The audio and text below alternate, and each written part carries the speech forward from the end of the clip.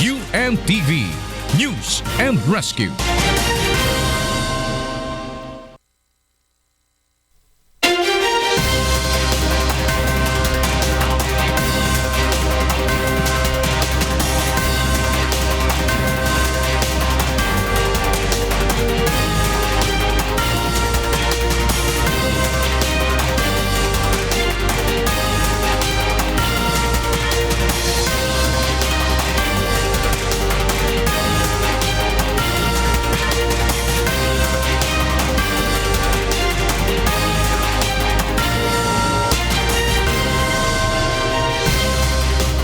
Good evening, Philippines and the world. Today is Monday, July 25, 2016.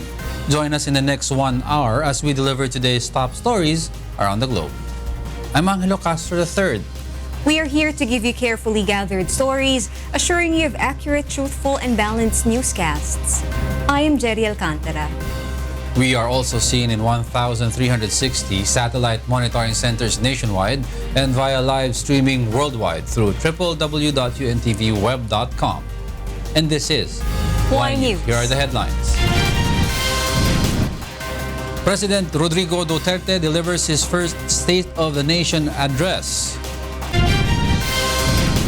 Senate President Coco Pimentel promises a fair leadership and enactment of laws and programs towards change. Congressman Pantaleon Alvarez was formally elected as House Speaker of the 17th Congress. Key positions in the House of Representatives are still vacant. The SWS survey shows that 6 out of 10 Filipinos are confident that the Duterte administration will fulfill its promises. And militant groups advanced near the Batasan complex for the first time. First in the news, the Philippine National Police expresses satisfaction that President Rodrigo Duterte's first State of the Nation address was generally peaceful. Marge Navarro will tell us why.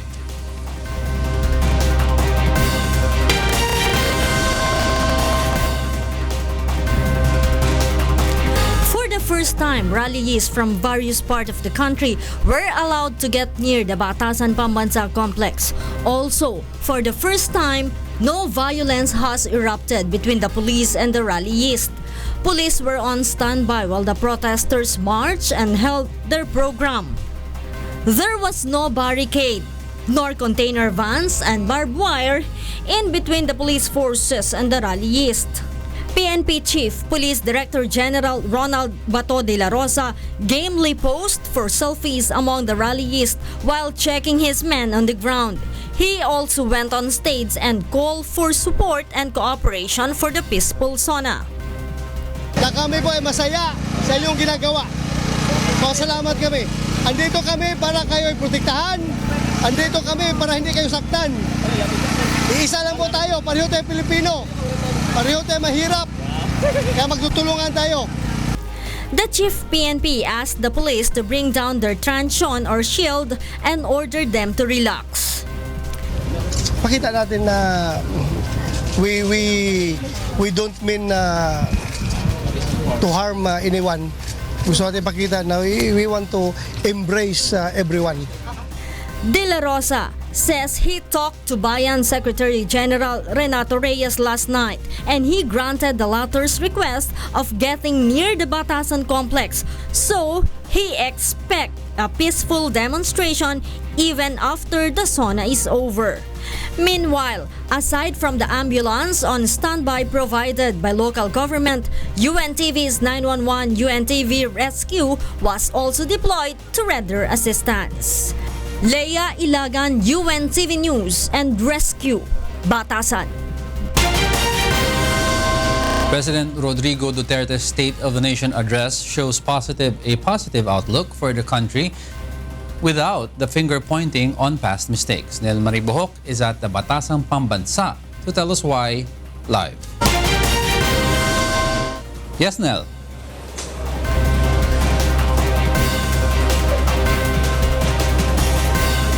Good evening, Diego. The first State of the Nation address of President Rodrigo Duterte centered on policies, programs, and reforms the administration wants to pursue. President Duterte assured the equal treatment and protection under his administration. He also emphasized the campaign of the administration against illegal drugs. President Duterte called on all local government officials and Philippine National Police to double the efforts in fighting illegal drugs and drug lords as he assured the support of his office in the fight. The President also asked the National Police Commission or NAPOLCOM to fast-track the investigation against police officers allegedly involved in illegal activities and warned all those who are involved in illegal drugs, assuring that the Duterte administration will prioritize the establishment of rehabilitation centers. The President also said that he wants to strengthen the country's counter-terrorism program and the capability of armed forces of the Philippines. He said that while he will prioritize resolving the global warming, the measures must not be hindrance country's economic growth. Regarding the West Philippine Sea issue, President Duterte affirmed the ruling of the arbitration court and assured to pursue resolving the dispute in a peaceful way. As to the peace talks, the President said he is ready to give the Bangsamoro Basic Law or BBL to Bangsamoro people. The President called on the Bangsamoro community to end decades of armed conflicts and continue the peace negotiations. He also declared a unilateral ceasefire for CPP-NPA for the continuation of formal talks. Regarding the legislative agenda of the administration, President Duterte said he wants to push the reforms on taxation and make it simple, lower the personal and corporate income tax rates, relax the bank's secrecy law, and ease all business dealings in the country. On infrastructure projects, the President stressed that the rehabilitation of roads will continue and construction of road networks and inter-island networks will take place. And to prevent congestion in Metro Manila, he said he wants to utilize the Clark Air Base and other seaports in the nearby provinces. Also, the President presented the needs to push for federalism and called on the Congress to make it a reality possibly on the 4th and 5th year of the administration. He assured that he is not the one who will be benefited on the move to amend the Constitution. The President has also called on the Congress to pass the whistleblower bill. Other matters he mentioned were the amendment on the validity of passport from 5 years to 10 years, the upgrading of internet connectivity, and provision of free Wi-Fi in selected public places. The President had also very gladly reported that he already approved the executive order for the implementation of freedom of information in the executive branch, and he announced the coming up of Hotline 8888 for any concerns of public regarding corruptions in the government. And that is our update here in Batasan. Diego. Thank you, Nel Maribuhok, reporting live from Batasan, Pambansa. Senator Aquilino Coco Pimentel III formally assumes the Senate presidency, but his contender, Senator Alan Peter Cayetano, was a no-show at the opening session today. Victor Cosare will tell us why. The session of the 17th Congress formally commenced this morning. In Senate, newbie senators took their oath of office first before formally voting for their new Senate President. Senator Vicente Soto III first moved to nominate Senator Coco Pimentel and seconded by Senator Juan Miguel Zubiri. Senator Cheese Escudero followed suit and nominated Senator Ralph Recto. After voting, Senator Aquilino Pimentel III was elected the new Senate President after he received 20 out of 23 votes of the senators present. Hence, I pledge before all of you today that I will be fair in carrying out the mandate that you have given me as Senate President. If we follow the mantra, the poorest first, the poor second, then we will never go wrong. Senator Recto was named the minority leader, while Senator Franklin Drilon was named the Senate President pro tempore and Senator Soto as the majority floor leader. Member senators of the majority bloc are Senators Vicente Soto III, Juan Miguel Zubiri, Franklin Drilon, Sani Angara, Bam Aquino, Nancy Binay, Laila de Lima, Joseph Victor Ejercito, Sherwin Gatchalian, Richard Gordon, Gregorio Honasan II, Riza Honteveros, Panfilo Lacson, Loren Legarda, Manny Pacquiao, Francis Pangilinan, Grace Poe, Joel Villanueva, Cynthia Villar, and Senate President Aquilino Coco Pimentel III. Members of the minority bloc are Senators Chis Escudero, Antonio Trillanes IV, and Ralph Recto. Senator Alan Peter Cayetano was absent as he signified before his interest in the Senate presidency. But on his social media account, Cayetano said he is ready to support the programs of the government towards change. Victor Osare, UNTV News and Rescue. Congressman Pantaleon Alvarez has been formally elected as the new House Speaker. Grace Casin tells us why. The first formal session of the 17th Congress opened this morning. A total of 285 congressmen attended the session. Outgoing Speaker Sana Belmonte Jr. himself nominated Congressman Pantaleon Alvarez as the next House Speaker. His contenders were Ifugao Representative Teddy Baquilat and Quezon Representative Danilo Suarez. 251 congressmen voted for Alvarez, 22 abstained, including the new House Speaker. Based on the new rules of Congress, whoever assumes as House Speaker, including those who abstain, will automatically belong to the minority. However, despite abstaining, Alvarez's win cannot be questioned. So that rule only applies on the voting if you are not a candidate. But if you're a candidate, just like in the past, the speaker, winning speaker votes for his opponent who becomes a minority leader. Ibig ba sabihin yun, he's part of the minority because he voted for the minority? Hindi naman.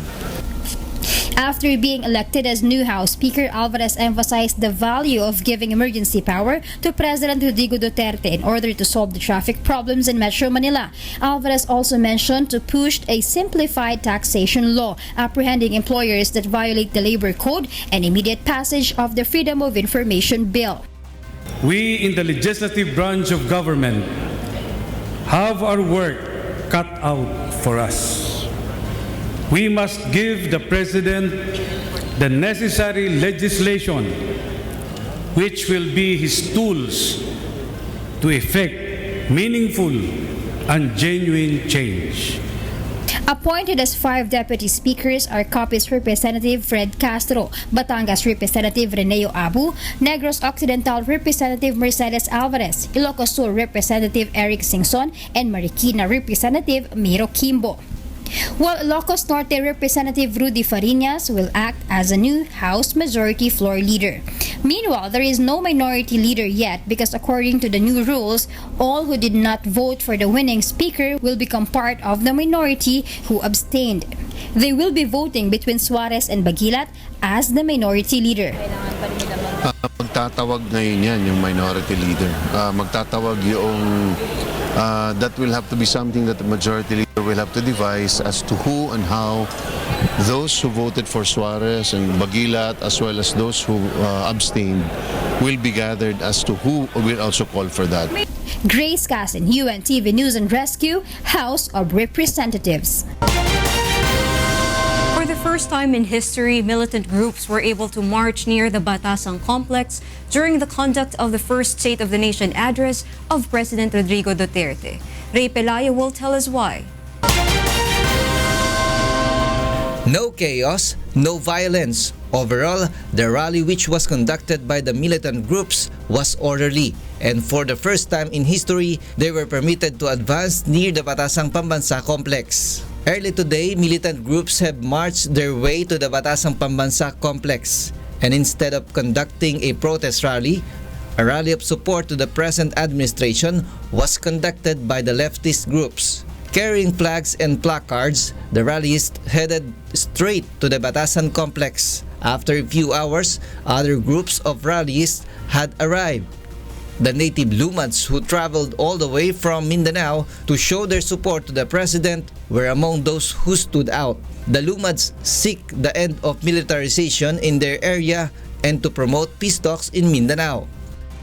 Si Pangulong Duterte ay consistent sa kanyang suporta at paninindigan at nakikinig siya sa mga lumad at sa mga panawagan ng mga mamamayan. 9,000 rallies were estimated to have joined the march to the Batasan complex. There, they held the program and various activities of their pro-Duterte rally. On the other hand, the militant groups could not promise their incessant support to the administration. They say that they are ready to march on the streets to hold protest rallies should President Duterte did not have his promise fulfilled. Ray Pelayo, UNTV News and Rescue. Hundreds of militants in various regions behaved differently during the State of the Nation address of President Rodrigo Duterte. Yoshiko Sata tells us why.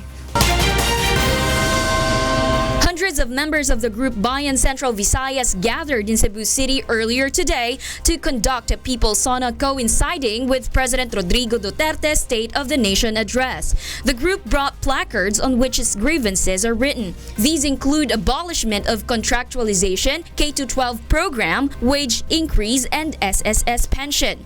The militant group is also hopeful that there will be a due process and thorough investigations on the series of killings among illegal drugs personalities and the capture of big-time groups involved in illegal drugs operations in the country. Dili ni protesta kundi nagsuporta ni sa mga maayo nga programa ni Presidente Digong Duterte o dugang po pag-challenge niya sa nga angayng himuon aron masulbad ning kalisod ug kawaden kung walay katrabahoan. Meanwhile, 3,000 militants gathered in Iloilo earlier today to call on the president to push the peace process among communist groups and to stop the projects and operations of mining companies which damage the environment. Ang pag-review sa tanan nga PPP projects nga nagahalit subong sa Pumunuyo nga padayon gihapon nga ginapadayon sa local government kasubong sa Guimaras Iloilo Ferry Terminal. The group also commended President Duterte's signing of an executive order for the freedom of information in the executive department. Kag nagasuporta kami kay padayon ang peace negotiation sa tunga sang GRP panel kag sang National Democratic Front. In Davao City, the group Karapatan SMR held a protest rally to express to the Duterte administration the issues and projects they want the president to focus on. This also includes resolving the problems on poverty in the Mindanao region, as well as pushing the peace talks. Yoshiko Sata, UNTV News and Rescue. The Filipino people have positive reactions to the State of the Nation address of President Rodrigo Duterte. Aiko Miguel will tell us why. The Filipino people has long awaited the first State of the Nation address of the 16th President of the Philippines, President Rodrigo Roa Duterte. They were delighted of the manner the President delivered his speech, that although was very light and injected with humor, was very honest and sincere and uttered in a way that the whole nation will understand. Oh, nakakatuwa eh. Dahil nagpapatawa lagi Presidente. Yung traffic. Maayos sana yung transportation. The public believe that the President will fulfill all that had been laid in his SONA. Ang Pangulo, naging isa yan eh. So kailangan din ng tulong ng mga mamamayan para matupad yung pangakong change. So I believe change is coming right now, today. Tama naman yung ginagawa niya na masumpo yung droga. Yun talaga yung pinaka-importante. Tinupad niya. Sana naman yung iba pa niyang plano matutupad rin. As to those in the provinces, our fellow men were focused and set their time to listen to the changes that the President plans to implement. Okay kayo. Nakaingon jud ko nga wa jud masayop ang Pilipino pagbutar ni Duterte. Kay lahi mo siya sa unang mga presidente. Karon daghan mang nangahawan nga mga bad element. Para nako sa karon okay pa kay marag bag-uhay pa mang good siya nga na-elect ay na-inaugurate as a president. So marag maghuwat pa kung mga pila ka months kung para na ko pa kung para ma-realize na ko kung okay ra ba tanan kay para na ko karon marag smooth pa man ang dagan. The phrase change is coming while he was still campaigning has been transformed to change has come the day he was inaugurated as the president. Now that the public has heard his plans for the country, they hope that those changes will be fulfilled within the 6 years of President Rodrigo Roa Duterte's term. Aiko Miguel, UNTV News and Rescue, Quezon City. A survey shows that Filipinos are optimistic that President Rodrigo Duterte will fulfill his promises to the nation. Victor Cosare will tell us why. And I will use the powers of the presidency. I will use the military and the police. Wipe them out. If they present a violent resistance, wipe them out. It is clear that one of President Rodrigo Duterte's main agenda is to suppress crime and the proliferation of illegal drugs. Also, the president promised to fight corruption and contractualization, resolve the traffic problem, and implement tax reform. He also stated that the salary of the military and police will be raised. A recent social weather station survey shows that 6 out of 10 Filipinos are optimistic that the president can make good on his promises. The 1,200 respondents were asked how many of the president's promises do they think will be fulfilled. 1% said almost none or none, while 63% believes he can fulfill all, nearly all, or most of his promises. Makikita natin na yung nagsasabi na halos lahat o karamihan sa mga pangako niya ay matutupad ay mas mataas sa Mindanao. Nakita namin ito at 75%, bagaman sa ibang lugar ng Pilipinas mataas pa rin naman. SWS clarified that in the course of asking the respondents, Duterte's promises were not mentioned because the survey only wishes to gauge the people's optimism towards the new president. So, isa rin itong kumbaga pagtawag sa kasalukuyang administrasyon na malaki ang pag-asa, kumbaga malaki ang pag-asa ng publiko na matutupad niya on his part, malaki rin in effect yung demand para ma-deliver niya na matupad yung mga pangako niya. Meanwhile, for Obit Cruz, the president's promise to fight crime and illegal drugs is already bearing fruits. Maganda yung mga pamamalakad niya, gawa ng mga adik, di ba? Kagaya niya, marami nang nawawalang adik. Nagbago na yung marami nang nahuhuli. Gawa ng, kumbaga malaki na pinagbago. However, some people still have requests to the president. Ang hiling ko lang sa kanya, yung yung mga mahihirap, mabigyan ng kunting hanap buhay para hindi na sila magkalat dito sa kalsada. Victor Cosare, UNTV News and Rescue, Quezon City. Y News will be right back.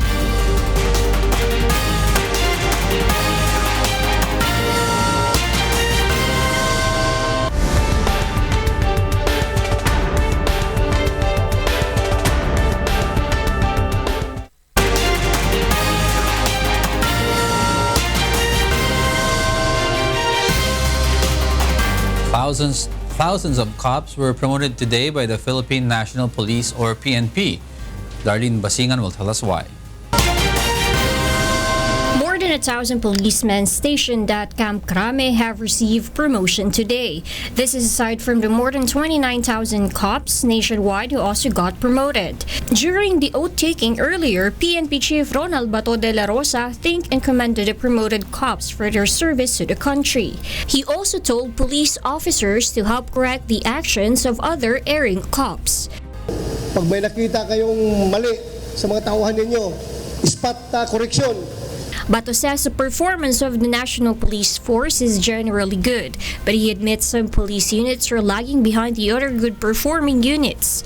He says this is due to the lack of support from the local chief executives. Yung mga local chief executives nito ay pabaya or lukewarm or ayaw tulungan yung ating kapulisan sa kampanya against drugs. De La Rosa also assured that the PNP is already investigating the alleged cases of extrajudicial killings. Yung ating mga polis naman ay nagkakandak na investigation dyan sa mga extrajudicial killings na yan. Later, meron din kayong makikita dyan yung mga taong nag-extrajudicial killing ay they themselves are being extrajudicially killed. Darlene Basingan, UNTV News and Rescue. The Philippine Competition Commission or PCC will continue its investigation on the possible unfair business practices in the acquisition of the telco unit of San Miguel Corporation by telecom giants PLDT and Globe.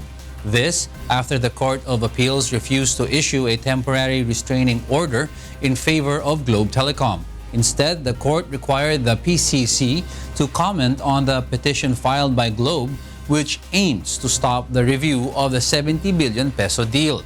PCC started a probe into the deal because it will possibly lessen competition in the industry and may have adverse effects to consumers. One student now has the chance for a college education through the help of Serbisyong Kasangbahay, while a vendor in Malolos, Bulacan, was granted a bicycle and financial aid. Bernard Dadis will tell us why. John Paul Macalindong, 18, is among the hopefuls who came to the program Serbisyong Kasangbahay of Mr. Public Service Kuya Daniel Razon. He is asking for educational assistance because his parents can no longer support his college education. John wishes to enroll in La Verdad Christian College, Caloocan, but he failed to meet the deadline for registration to take the entrance examination.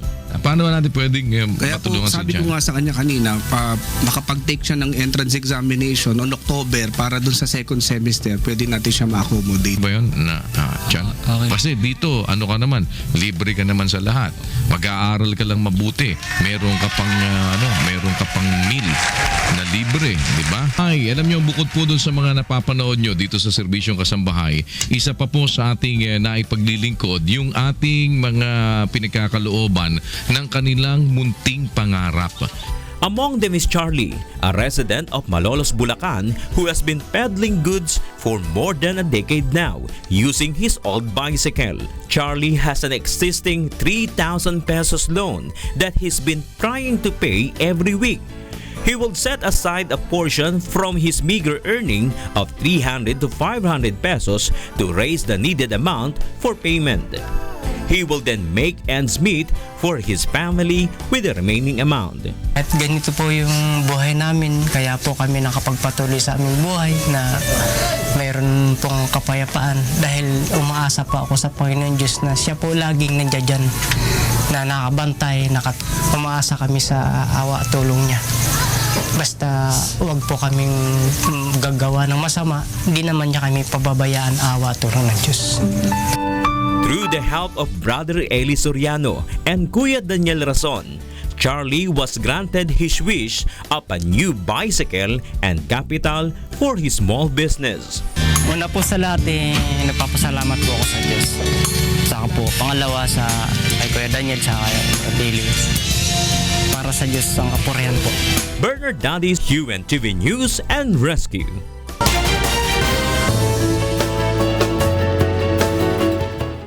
The Intertropical Convergence Zone is now affecting Mindanao. The Philippine Atmospheric, Geophysical and Astronomical Services Administration, or PAGASA, says the region will experience cloudy skies with light to moderate rains.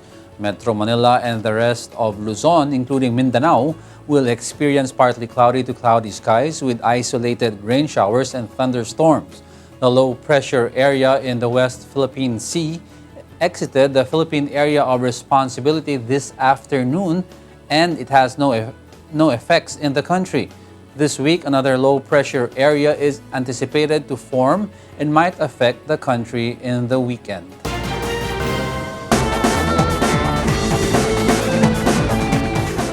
British Tour de France fans rejoice as they watch Chris Froome ride to victory. Aaron Romero tells us why. Chris Froome fans rejoiced on Sunday as they watched the Briton ride its way to victory in Paris, securing his third title and cementing his status as one of the greatest Tour de France riders. Fans from around the world lined the city's Champs Elysees to watch the final stage of the race, many sporting Union Jacks. Team Sky rider Froome survived 2 crashes and even a jog up a mountain road to add to his 2013 and 2015 triumphs and become the first rider to retain his title since Spaniard Miguel Indurain in 1995. Frenchman Romain Bardet finished second overall, 252 behind Froome, who had a 4:05 lead going to the last stage but was caught on the wrong side of a split in the finale of Sunday's stage.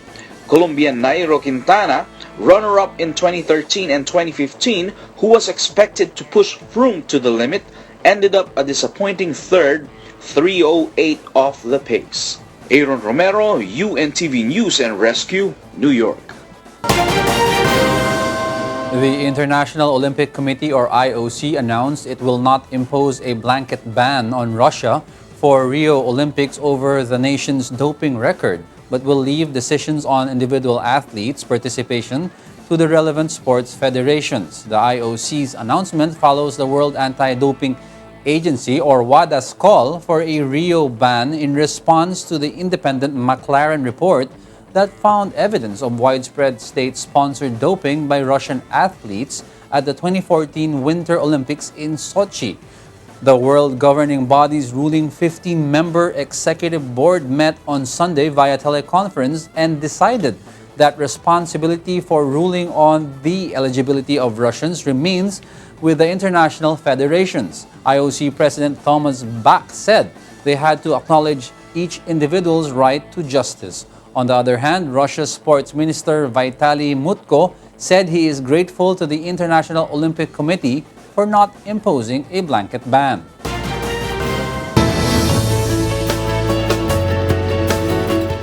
The Solar Impulse 2 successfully takes off from the Cairo airport. Aaron Romero will tell us why. Solar Impulse 2, an aircraft powered by solar energy, left Egypt on Sunday on the last leg of the first ever fuel-free flight around the globe. Solar Impulse 2, a spindly single-seat plane, took off from Cairo in darkness en route to Abu Dhabi, its final destination, with a flight expected to take between 48 and 72 hours. The plane, which began its journey in Abu Dhabi in March 2015, has been piloted in turns by Swiss aviators André Borsberg and Bertrand Piccard in a campaign to build support for clean energy technologies. Solar Impulse flies without a drop of fuel, its 4 engines powered solely by energy collected from more than 17,000 solar cells in its wings. It relies on solar energy collected during the day and stored in batteries for electrical energy to fly at night. The carbon fiber plane, with a wingspan exceeding that of a Boeing 747 and the weight of a family car, can climb to about 8,500 meters and cruise at 55 to 100 kilometers per hour. Last week, the solar-powered aircraft landed in Egypt on its penultimate stop. The flight's takeoff from Egypt to the United Arab Emirates was delayed due to a heat wave in Saudi Arabia. Aaron Romero, UNTV News and Rescue, New York. A Chinese Geological Museum celebrates its 100th anniversary. Meanwhile, a Russian adventurer sets a world record for circumnavigating the globe in a hot air balloon. Precious Ong tells us why. This July marks a momentous occasion for the Geological Museum of China as it celebrates its 100th founding anniversary. Built in July 1916, the Beijing-based museum boasts more than 220,000 geological artifacts. Many of them are precious items such as dinosaur fossils, ancient human fossils, prehistoric fossils, and the world's largest crystal and different rare minerals. Chinese President Xi Jinping sent a congratulatory letter on Sunday for the founding anniversary. The museum has made remarkable achievements in geoscientific research and helped spread geoscience knowledge since its establishment, Xi said in the letter. He urged the museum staff to remain committed to improving people's science literacy, focus on serving young people, and build the facility into a better base for research and the popularization of science. Meanwhile, Russian adventurer Fyodor Konyukov set a world record for circumnavigating the globe solo in a hot air balloon in a time of just over 11 days. Konyukov, 64, who embarked on his epic journey from Northam in Western Australia on July 12, beat the previous record of 13 and a half days set in 2002 by the late Steve Fawcett. In officially completing the epic journey, Konyukov flew directly over Northam, a feat described as incredible by good friend and fellow aviator Dick Smith, who greeted the adventurer on his arrival in Western Australia. Smith completed the first solo circumnavigation of the world by helicopter in 1983. He was on hand at Northam with his helicopter to assist the balloon's landing. At the moment Konyukov broke the record, he was directly over Northam at an altitude of approximately 6,000 meters and traveling at 60 kilometers per hour, Smith said. Precious Ong, UNTV News and Rescue.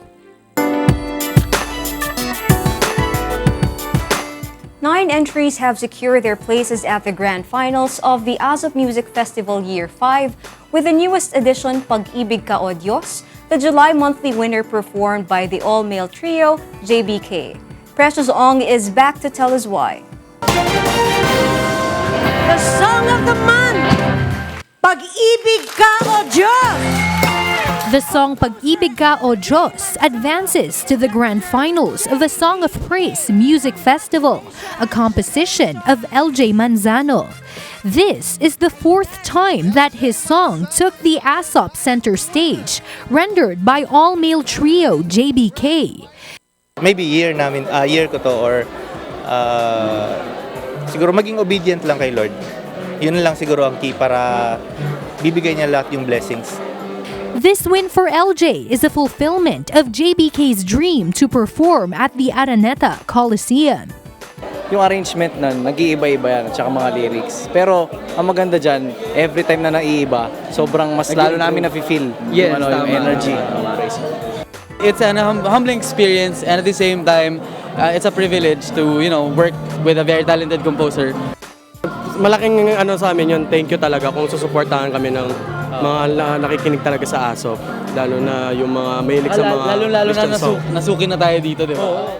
Other songs in the July monthly finals are In Your Love I Believe of Emmanuel Lipio Jr. of Singapore and rendered by Anthony Rosaldo, and the song Aking Ama by Joel Albert Talagtag, sung by Anna Katrina Ramsey. The panel of judges was composed of singer-songwriter Top Suzara, singer-actress Carla Martinez, and Dr. Musico Mon Del Rosario.